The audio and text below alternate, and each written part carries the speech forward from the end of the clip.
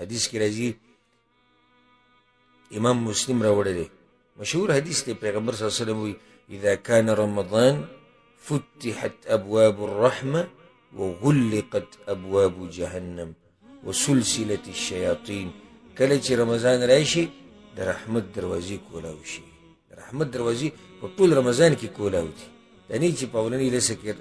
لسو کې د رحمت دروازې کولاو دي به بندي شو په ټول رمضان کې د رحمت دروازې کولاو دي د جهنم دروازې بندي شوي دي وسلسله الشیاطین او شیطانان تړلی شوي دي یو بل حدیث کې راځي امام ترمذي راوړی دی د ابو هریره رضی الله عنه پای کې پیغمبر صلی الله علیه وسلم دا وی اذا كان اول ليله من شهر رمضان سفرت الشياطين ومردت الجن اولنی شپه چې د رمضان راشي اولنی شپه نو شیطانان وتړلی شي د دوی هغه مشران هغه ډېر سرکشه هغه وتړلی شي وغلقت ابواب النار او د جهنم دروازې بندې شي یو دروازې ته نه کولاویږي وفتحت ابواب الجنه او د جنت دروازې کولاو شي یو پکې نه بندېږي د جهنم هغه بندې شي یو پکې نه کولاویږي د جهنم دروازې بندې شي یو پکې نه کولاویږي او د جنت هغه کولاو شي یو پکې نه بندېږي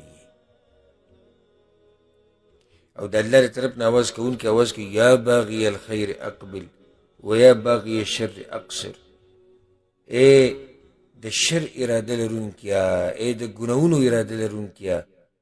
نور بس کا ختم کړه خبره نور قلار شه او اے د خیر غوښتونکیا راځه د موقع د وخت کوشش وکړه مهنت وکړه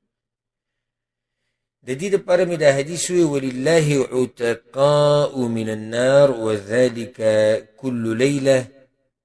او الله خلق د جهنم نه آزادی وذلك كل ليله ودا هر شپه دا سلسله هر شپه ده د حدیث کې دې نشته چې د اخرنی لسو ورځې بلکې د رمضان په هر شپه کې رب العالمین خلق د ور نه آزاد